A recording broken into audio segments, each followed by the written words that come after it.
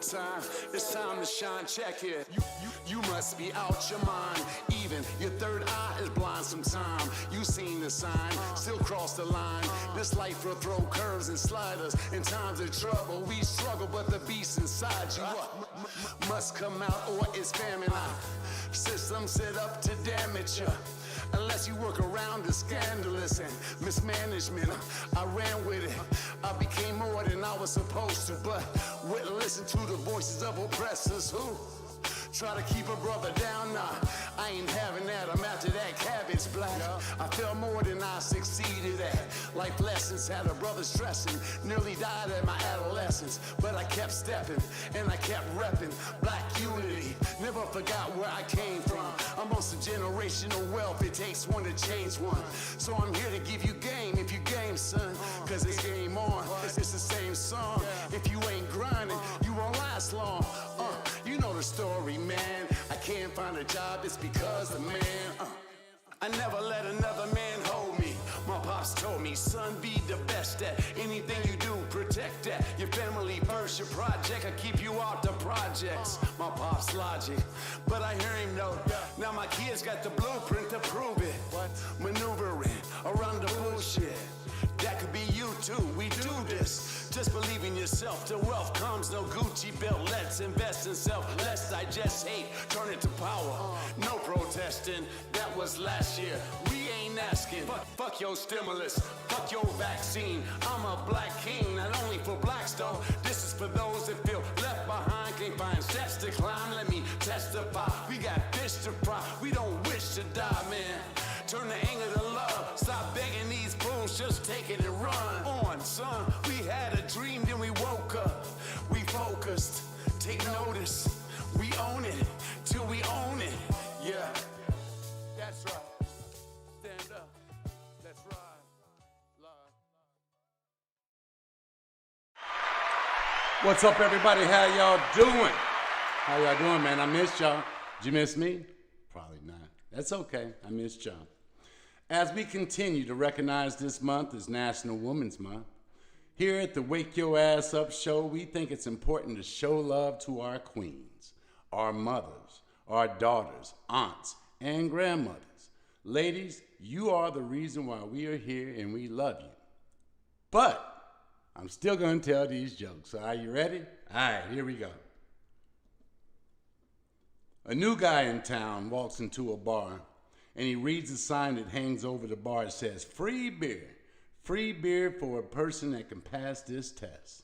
So the guy asks the bartender, what's the test? Bartender replies, well, first you have to drink that whole gallon of pepper tequila, the whole thing at once, and you can't make a face while doing it. Second, there's a gator out back with a sore tooth. You have to remove it with your bare hands. Third, there's a woman upstairs who has never had an orgasm. You got to make things right by her. The guy says, well, as much as I love free beer, I won't do it. You have to be nuts to drink a gallon of pepper tequila, and then it gets crazier from there. Well, as time goes on, the man drinks a few, and then he asks, where's that tequila? He grabs the gallon of tequila with both hands and downs it with a big slurp, and tears come streaming down his face. Next, he staggers out back, and soon all the people inside hear the most frightening roaring and thumping, and then silence. The man then staggers back into the bar with his shirt ripped and big scratches all over his body. Then he says, where's that woman with the sore tooth? Y'all get it? Y'all ain't shit. Well, I tell you. All right. Look at the picture. It's a storm. All right. Here's a question. Why are hurricanes sometimes named after women? I'll give you a second. Do you know? You don't know? Okay. I'll tell you. When they come, they're wild and wet. But when they go, they take your house and your car. Oh, shit. I like that one. That was cute. All right. There's one more. This little old lady goes to the doctor and says, "Doctor, I have a problem. Passing gas. But it really doesn't bother me too much. It never smells and it's always silent. As a matter of fact, I've passed gas at least 20 times since I've been in here at your office. You didn't know I was passing gas because it doesn't smell and it's silent." The doctor says, "I see. Take these pills and come back next week and see me."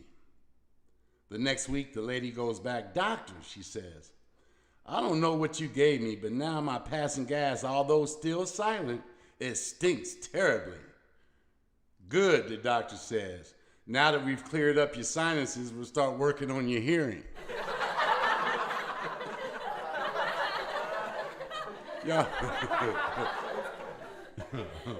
y'all ain't shit, boy. I've been waiting all week to tell you to wake your ass up. It's your boy Love, man. Welcome to the show. Welcome to the show. April 1st, free game. The extended EP is coming out. It's going to be free. It's going to be on NatPiff. It's going to be on SoundCloud. Each song, there's 8 songs on there, and it's all talking about the blueprint. It's all giving you some free game. And it's going to be released song by song, but it's also going to be released on one track. That way you got to listen to it from the beginning to the end with no skipping. That's super important because I want you to listen to it the way it was intended to be heard and the way I made it. So that's coming April 1st, free game, LA Love. And here's the cover, the artwork for it. As you see, it's pretty dope. The Mixtape Queen did a design on that, homegirl of mine. She's, I told you, man, and much respect to the women, sorry about the jokes, but most of the people that work for me or that help me out are all women, so we appreciate it. But make sure April 1st, free game, all right? Today in history, fighting girlfriend killed in battle. March 15th, 1944. I can't say her name. Her first name is Mariah. The last name is Ostabrskaya. I think it's a Russian name. Sorry, I'm sure I said it wrong. There's too many letters in that shit. But anyway, she was killed in battle. When she had learned that her husband had been killed fighting the Germans during World War II, she sold all of her possessions and bought a tank for the Red Army. Her conditions were that the tank be named Fighting Girlfriend and that she be allowed to drive it. Seen at first as a publicity stunt, she fought in several battles, proving herself an able and skilled tank driver.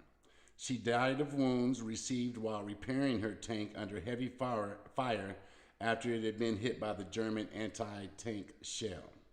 She was the first female tank driver awarded the Hero of the Soviet Union Award, and the Soviet Union, that's the Soviet Union's highest award for bravery during combat. Now that is a rider. That's the kind of woman you need on your side, but unfortunately she passed. All right. First professional baseball team, very first professional baseball team. Can you guys think what year it was? Can anybody tell me? What year you think it is? You're not going to guess. I'm just going to tell you. March 15th, 1869, the Cincinnati Red Stockings is organized, becoming the first professional baseball team. The team consisted of 10 players who went on salary till November. They would post a perfect season of 67-0, the only perfect season in professional baseball history. Now, who were they playing? The Bad News Bears? 67-0. That's a great record. Caesar was assassinated by Marcus Brutus, March 15th, 44 BC. Julius Caesar's fortune teller had warned, before the Ides of March falls on March 15th. They told his ass. Man, and you know what? It wasn't good being the ruler back then because everybody was against you. They had the Senate and all that shit, and you were bound to get killed. You'll go on a good run. You spend all the money. They had one of them, Caligula. He was fucking goats and monkeys and shit. And but they all get killed at the end. So that's a job I wouldn't want. General Andrew Jackson, born March 15th, 1767. Now check this shit out. American politician, 7th United States president from 1829 to 1837. The only U.S. president to fight in a duel. That was in 1806. He shot and killed Charles Dickinson. However, Vice President Aaron Burr killed former Secretary of Treasury Alexander Hamilton in a duel during his vice presidency in 1804. And Abraham Lincoln was challenged to a duel, but wittingly convinced his adversary it was ill-advised. So back in those days, if you just didn't agree with a motherfucker, you could just invite him to a duel. They should do that shit now. If the fucking Republicans and the Democrats can't get their shit together, then you pick one and just go out and have a duel. Maybe not kill each other, but go out and box or some shit. And then whoever wins, then their shit gets to go through. Now, that is it for Today in History. That's brought to you by Nuestra Reina Lingerie. Check it out, y'all.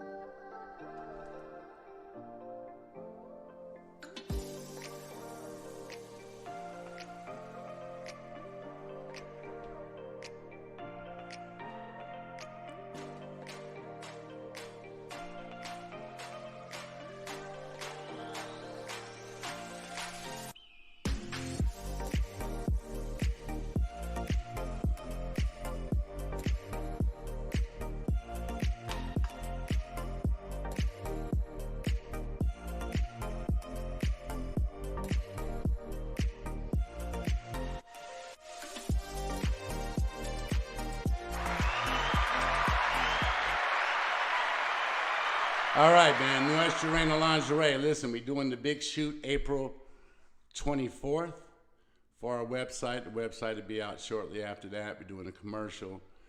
We got a big day planned, man. We got models all over the place and renting a big Airbnb. And I'll have all the designs ready and then all the inventory for the website. I'm really excited about it, guys. I hope you guys are too. Ladies, I got you. I got you. Trust me.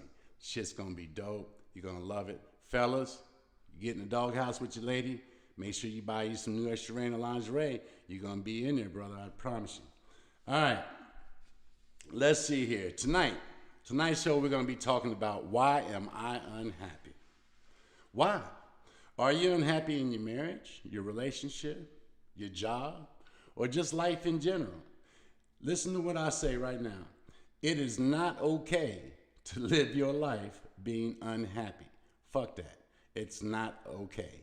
But first, you gotta identify with what you feel you being unhappy about. Because sometimes it's personal, but sometimes it's just the fucking people you're around. And we're gonna talk about that. First, let's talk about relationships. Here's a good one. Okay, are you in a relationship that just doesn't feel right? You find yourself unhappy. Do you feel stuck? Do you feel stuck? Some of you guys feel stuck. Remember, sometimes you guys are in relationships because you can't afford to leave. And that really sucks because you were the person you can't stand. You can't afford to leave. I'll live in a fucking trash can before I live my life unhappy again. I promised myself that a long time ago. I will live in a dumpster. I wouldn't give a shit. But not everybody feels that way. Sometimes you have kids involved in shit and you with somebody, you know, that you're unhappy and you feel stuck. And it's kind of hard to get out. But if you can get out, get the fuck out. Now here's 7 signs of an unhappy relationship that makes you feel stuck. Number 1, you're depressed about your home life. No matter what you do in life, you're going to have good days and bad days. Now you got to remember that. Now see, I'm going to play devil's advocate on some of this shit. Because sometimes you get depressed personally about shit, and we talked about depression last week. Sometimes you get unhappy personally about shit, and we take it out on the people around us or physical things around us. So make sure you really truly identifying that it's not that motherfucker that's in front of you. But are you depressed about your home life? You're gonna have some good days and bad days. Are you aren't comfortable being yourself? Now here's a big one. If you can't be yourself, how in the hell will you ever be happy? If the person that you with is making it hard for you to be yourself, then there's a problem. What's the one thing you guys see on Facebook and Instagram all the time? Motherfuckers break up. What's the first thing people start talking about? I need to find myself. Well, you need to find yourself because you lost yourself and you start acting like the person you was with wanted you to be. You can't do that. You can't change somebody to be what you want. If they're not what you want and you feel you got to change them, you're just with the wrong fucking person. There might be things about them that you like, but if you got to change everything about them, you're with the wrong person. Now, don't get me wrong. I think as time goes on and you're in a relationship, I think people will adapt. And through compromise, you'll learn how to, coexist, and you'll know what they like or what they not like. Those kind of changes are okay. Changes for the better are okay. Sometimes motherfuckers trying to change. You might be out stealing and shit, and they trying to, get you to change that. That's okay. If being yourself is being a thief, it's okay for somebody to try to change you. But for the most part, if you are uncomfortable just being yourself, then that might be a sign that you're stuck, which means you probably don't want to be in that relationship. Now, here's a good one, and I think most of y'all out here done it. You can't stop snooping. You know what I mean? Snooping. The day and the age of social media.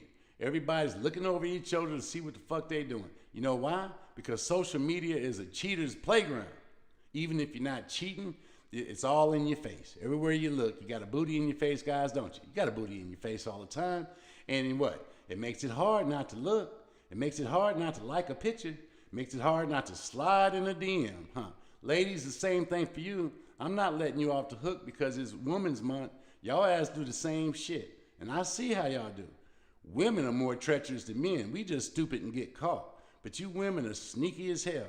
But if you find yourself snooping all the time, there's a reason why you're doing it. And some people say, well, you just being insecure. Could be. You could just be with an insecure motherfucker. But sometimes there's a reason behind it. If you slamming your phone down every time your man comes in, or vice versa, that's why they snooping.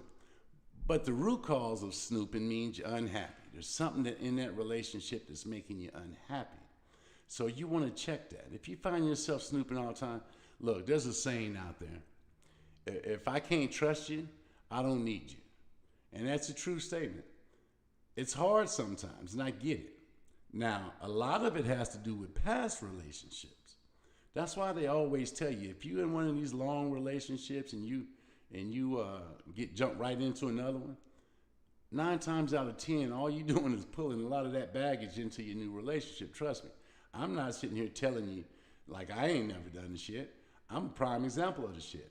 You know what I'm saying? It's important to heal. It's important to find yourself. It's important to get your head together. That way when you go into this new relationship, you're not going into it with insecurities. Most insecurities are based on the past. But if if you can't stop snooping and all of that shit, you really need to check that. Figure that shit out.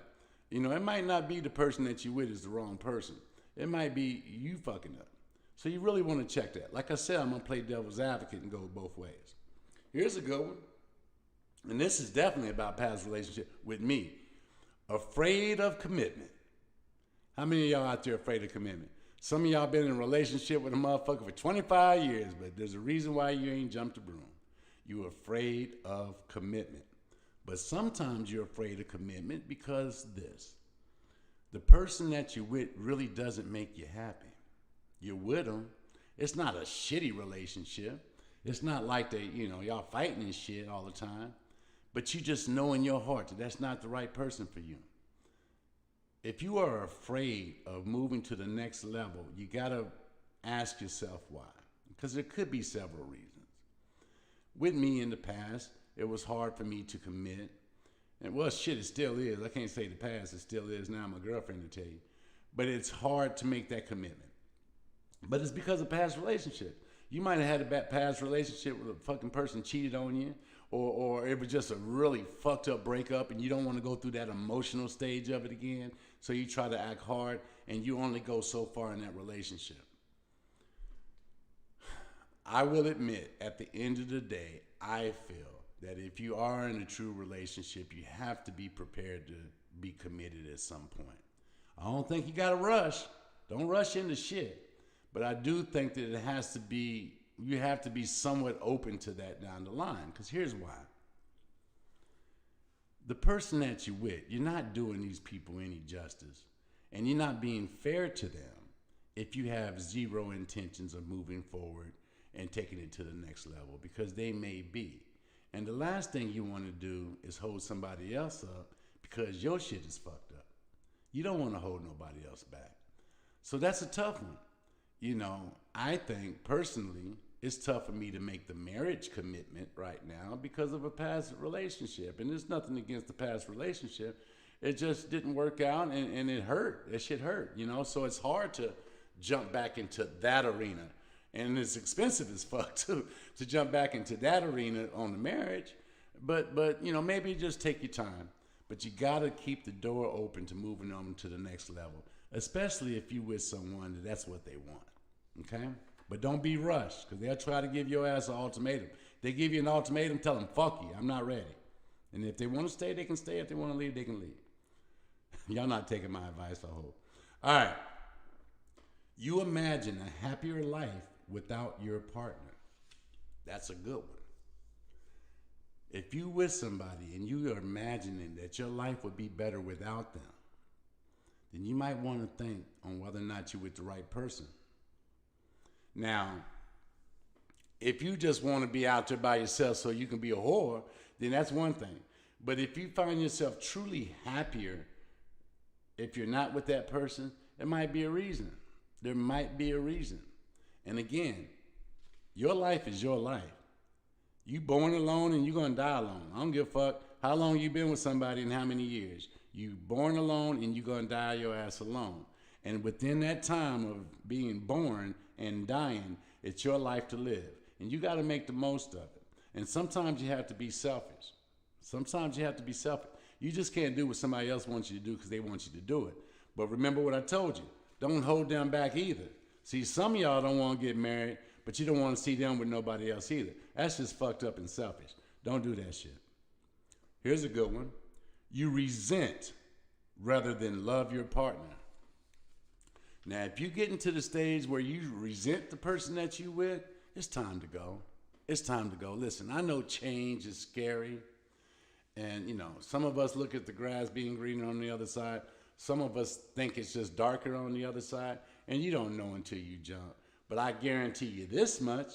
If you resent the person that you with and you unhappy, the shit can't get much worse. Only thing that happens, you find another motherfucker that you don't resent. At the end of the day, if you resent that person that you with and you instead of loving them, it's a partnership. It ain't even a relationship anymore. It's an arrangement. And those are the kind of things that would drain the life out of you, and you'll find yourself so unhappy. So it's something that you need to take a look at. Now, here's another one. If you chase past feelings, some of you motherfuckers ain't over the person that you used to be with, and you got to figure that shit out. Listen, I think that in any relationship, there's good and there are bad memories, okay? And I think the past always seems to be better sometimes because you think about the good things. But whenever you find yourself in that position thinking about all those good things, remember this. There's a reason why you're not with the motherfucker no more. And so start thinking about some of the bad shit, and I guarantee you that one will pass you by pretty quick. Can you fix an unhappy relationship? And that's the question. There are things that you can try to repair and improve loveless relationships quality. Tips to rehabilitate an unhappy relationship. Remind yourself of things like the importance of communication, respectful conflict resolutions, constructive feedback and criticism, and constant effort to make it better. Now, all of these things, as I just said, basically boils down to being able to talk to the person that you with. Some of you people out there, I hate saying you people, some folks out there argue so much it's formed a habit, and that's how you communicate. I know. I like to date women from New York, and y'all motherfuckers argue just all day long, and you're not even arguing. No disrespect to New York women, I love yous, but Y'all motherfuckers be arguing and you think, and they just talking, they're not even upset. In order to fix shit in your relationship, you got to be able to talk. You got to be able to have disagreements and keep that shit down and just talk about shit. If you're able to do that with the person that you're with, you got a fighting chance.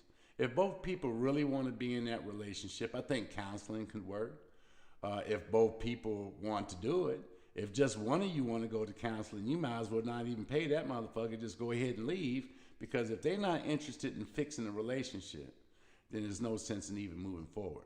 But if they are, and you are, and you truly love that person, but you're going through just a bad spell, you got to be able to sit down and communicate. And that's going to help you. And if, but sometimes you just don't like the fucking person you with. And if that's the case, fuck them, leave. Don't be afraid of leaving any relationship if it is not allowing you to be happy. Sometimes the other person is miserable too. Hell, it might be because of your ass. Either way, you need to fix it. All right? Sit down and really talk about it, or leave. All right. That's my advice for that part. Now, let's talk about your job. What about being unhappy at your job? And this is one that's I'm passionate about. One thing that I would tell you is being an employer is that you owe it to your employees to come into a place that is not hostile. You owe it to them. There's certain things that are a responsibility of an employer, not just giving them the job, but there's certain shit that you have to do to make sure your staff is good. Now, one thing that I do is when I'm hiring people, I don't always try to go for the skill set as much as I do as the personality. Because the personality itself, sometimes if you put the right people together, then that's how it starts. But people are unhappy with jobs for a lot of reasons. And here's some reasons. The pay. Doing what you love is bigger than any pay. And we talked about this all the time. If you don't love what you're doing, you got to probably figure that out, because you're probably going to be unhappy. And I know that sometimes you do what you got to do until you get there, but it definitely is something to think about. Other reasons why you're unhappy: management. That's easy to get around though. I've worked with a lot of people that I can't stand in my life, but you know what? I try to trust the system, and I also know where I'm going. Not where I'm at right now, but where I'm going. And sometimes you got to put up with a little bit of shit. But dealing with assholes in management, that's not really that hard. Just stay out of their way. Be super competent at your job. Don't be one of those motherfuckers where they got to come talk to you about everything all the time. Don't be late. Don't call out. Just do what the fuck you're supposed to do. And even the asshole manager, you're going to be able to get along with, or at least be able to coexist with. So that's important. Your workload. Again, if you're happy, it doesn't matter how much work you got. Okay? If your workload seems like it's too much, you probably just don't like what the fuck you're doing. And again, keep things in perspective. If you're doing the job because you got to do it at this time, but you're working on something else, just always put that in the back of your mind. Know where you're going, not where you're at. And when you do that, then that workload won't seem like it's that much. All right? Or quit. Shit, go find another job. You are not doing what you love. Everything's going back to that. Finances prevents us sometimes from doing what we love, especially when we're young. That's why it's super important to put that into your game plan of knowing what your goals are and where you're going. Make yourself a 5-year plan, 10-year plan, 15-year plan. Know what it is that you're going to. You got to understand that getting there is the journey. And you're going to have these small jobs that build up to another job that builds up to another job. But the one thing you don't want to do, and you got all these things in perspective, and you still working a job that you just don't like, just go find another one. Sometimes people just saying they have a job is enough, so they'll be at a bullshit job. Go find another one. People say, well, the grass ain't green on the other side. Well, fuck, you don't know until you try. If you're already unhappy, like I said, shit can't get much worse, right? All right.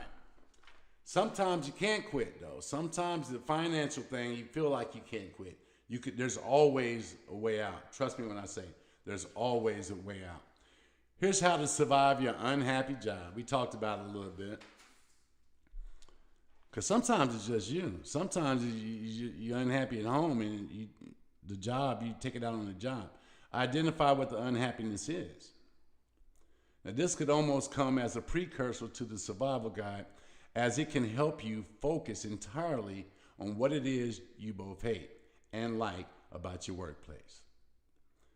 Understanding why you're unhappy is difficult sometimes. Sometimes we just are in a bad mood and we don't know why. You don't know why. So you got to start thinking, because there's so many different variables when it comes to being happy and being unhappy. And it's really easy, like I say, if you wake up in a bad mood, it's really easy to hate your job. But if you find yourself hating your job one day and you like your job the next day, it's probably not your job. It's probably you. But it all goes back to doing what makes you happy. Trying to find an occupation that you like doing. Finding something that you're passionate about. Because at the end of the day, once you're happy in that thing, your relationship will probably be better. Your job experience will probably be better. You can just accept it. You can just accept what it is and move forward. Again, if you know where you're going in 5 to 10 years, just accept that shit and just chew it and keep it moving. Here's another thing how to survive an unhappy job. Stop watching the fucking clock. Instead of being a clock watcher, be a project watcher. And what I mean by that is engage into your job. Engage into what it is that you're doing. Try to do a great job at it. Again, my father's given me a lot of wisdom over my life. But the one thing he's always said, and it sticks with me, and I say it all the time, no matter what it is you are going to be in life, be the best at that shit. I don't care if you're going to be a trash man. Remember, Daddy used to tell me that. I don't care if you're going to be a trash man. Be the best fucking trash man out there. Engage in what it is, because that might not be the job you're going to be doing in 10 and 15, 20 years. But what you're doing is you're building character, okay? As a man and as a woman, it's important that you always put your best foot forward and you always leave with the perception that you badass at whatever it is you're doing. So it doesn't matter. You might be flipping hamburgers right now, and you know you're not going to be flipping hamburgers in 5 years, but flip the fuck out of those hamburgers while you got them right now. Because at the end of the day, that's how you move up. People look at you and they perceive you as the man you are, not, or the woman you are, not for what you're doing. And if you're kicking ass in whatever it is you're doing, you're staying humble, okay? But you're also building some great character. All right. Sometimes it might not be the job specifically that you're unhappy with. You might be empty in other ways and need to do things that will help balance. The road to being happy is doing what you love, has to come with the understanding that you have to get there by doing things sometimes that might not be your desired end result, but it is needed to help you get to that point. When I moved down here 21 years ago, I was a GM at a restaurant. I didn't make a lot of money. I made like $40-something thousand a year. Single father, 6 days a week, I worked, right? I knew that's not where I was going to eventually be in one time, but I made the best out of it, and I did the best job I could. And then from that, it built up. And then remember, I told you guys, all my plan was is each year to make more money and each year to feel like I'll progress some more in life. Sometimes you just have to do that, the road to getting there. Now, all the shit in between comes with sacrifice. That comes with sacrifice. Sometimes you got to be humble, man. You're not where you at right now, and that's okay. You're not where you're going to be, that's okay. You're going to get there. But don't have a fucked up ass attitude until you get there, because nothing's going to fall in your lap. I always tell people all the time when they was trying to get promoted to the next job, you know the fastest way to get you promoted to the next job is do the fucking job now. Do it now. Don't wait. Some people say, well, shit, they're not paying me. Once they pay me, I'm going to do this. Well, guess what? As an employer, I'm not going to pay you shit unless you're showing signs that you can do the fucking job. So that fucked up attitude is going to keep you where you at. And you're going to be digging in the same fucking grave for the rest of your life. Don't worry about what job it is. Worry about how you do it and how you're perceived. And then from there, you can work your way out of that hole that you're in until you start getting to a position where you're fortunate enough to be blessed enough to do what you love. And that's important. I love my work and I'm happy, but it was a process. It took years for me to get there because I had to make a certain amount of money in order to run my household. I envy the people that say, fuck it, and only do what makes them happy. I envy it. I had an employee, 2009, had an employee. And I was running the phone room. And the employee, he would always be daydreaming and shit. Always at his desk daydreaming. He's a good kid. But he just came to me one day and said, Larry, listen, I appreciate the opportunity. He wasn't a bad kid, come to work on time. You could just tell in his eyes, he just didn't like what he was doing. And he said, listen, I got an opportunity to go on a fishing boat and travel and catch marlin and catch fish and shit. He says, I'm going to do it. And I sit there and I shook his hand. I said, man, go do that shit because I know you're not happy here. We just checked in with him, and this has been, 12 years, I guess, 11 years ago. This man travels all over the fucking world catching marlin, the shit you see on TV, big fish, the boat docks in Hawaii. He's not a rich man by any means, but he's rich in value of his life, and he's happy, and he's doing what he loves. Remember, man, money does not make you happy. Doing what you love is what makes you happy. And I'm so happy for the brother. And he just always smiling. That motherfucker didn't smile one time when he worked for me. And it's not that there was a hostile work environment. It's just that it's not what he wanted to do. Some people need to be outside. My girlfriend, I tell you, she don't like sitting down doing shit either. She's a doer. But you get her out there doing what she does, man, she'd tear your ass up in some work. You know what I'm saying? But some people are just not meant to sit there and do shit. So you got to figure that out too. Remember, it's not always about the money, all right? Now, and as long as you have a detailed game plan of where you want to be, then your present job is fine. You know where you're going, which in turn does not make you feel stuck. You only feel stuck because you're not looking at what you're going to be, all right? Be it for relationships or jobs, you being unhappy usually means you are not happy with where you are in life, not the physical thing that you attach it to, like a job or a relationship. Being unhappy turns into resentment. Remember, I told you guys that, all right? So before you take my advice and go home and cuss out your husband and your wife and shit, or go home or go to work tomorrow and tell your job to fuck off, before you do all of that, all right, I want you to look a little deeper within yourself. Sometimes you got to find that happiness within yourself.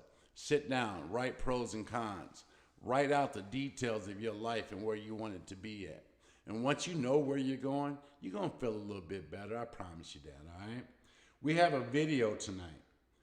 Tonight's video is from Les Brown. This video is dope. It's not that long, but it's just short enough to where, you don't fall asleep and shit.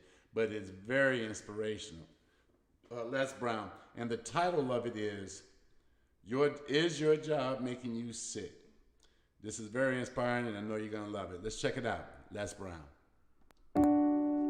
Why is it that people prefer known hells to unknown heavens? You know why?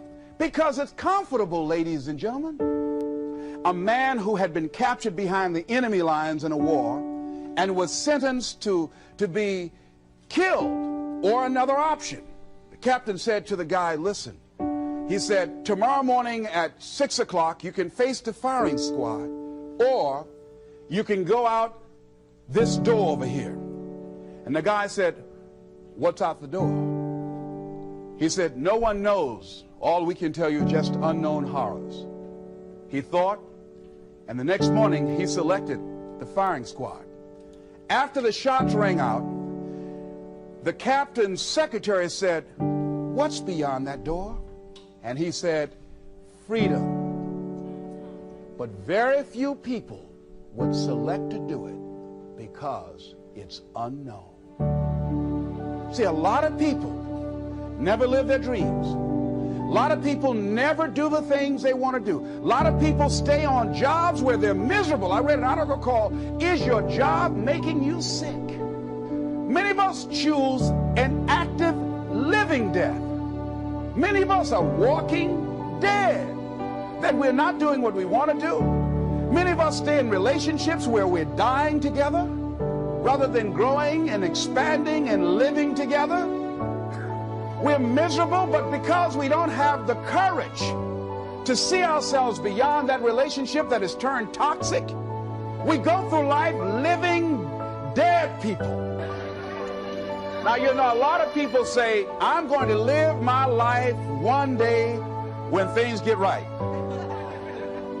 When I get all my bills paid. When I get my feet on the ground. I say, what have you been walking on? See, there are no problem-free moments. Always something there to build a case on why you can't move on, why you can't grow to the next level, why you can't begin to manifest your greatness, why you can't begin to live life on your terms. Always something there to block you, to keep you where you are, and keep you from beginning to develop your true greatness.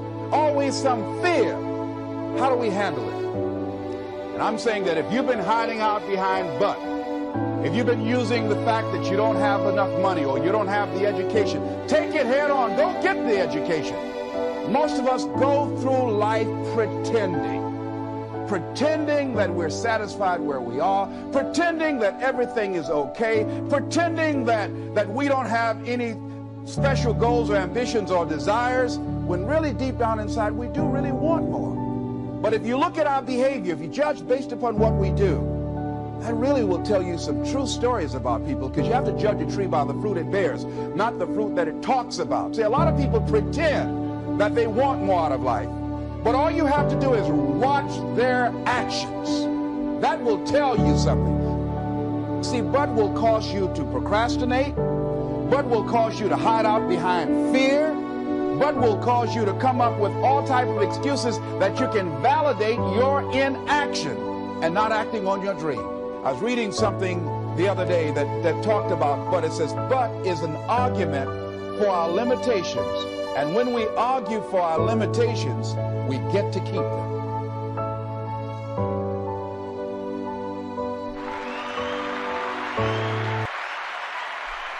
Powerful. Remember, folks, you cannot be afraid of what's behind that door. You only get one life, and regret hurts more than the struggle itself. So listen to me when I tell you this, guys.